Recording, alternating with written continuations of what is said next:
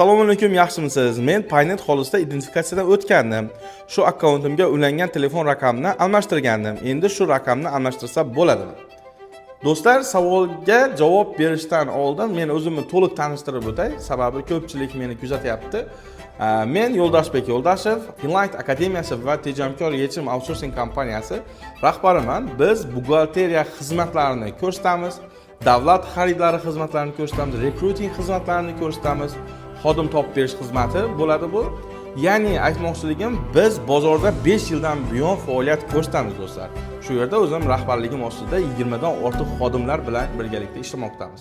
Va bu savollarga sizlarga javob berishimning sababi aynan mening auditoriyam sizlarsiz. Shuning uchun sizlarga yangiliklarni yetkazishda mana shu profilimdan davom etyapman. Shuning uchun menga obuna bo'lib qo'ying va savollaringizni bemalol yuboring do'stlar. Men javob berishdan xudo xolasa charchamayman degan umiddaman, sizlar agar qo'llab-quvvatlab tursangiz. Xo'p, savolga javob beradigan bo'lsam, siz 1891 raqamga qo'ng'iroq qiling.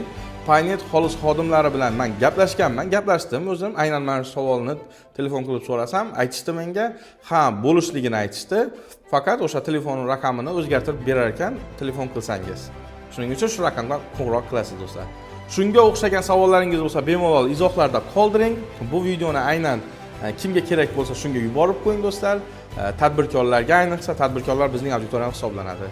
Bizga obuna bo'ling. Rahmat kattagan tushunganingiz uchun.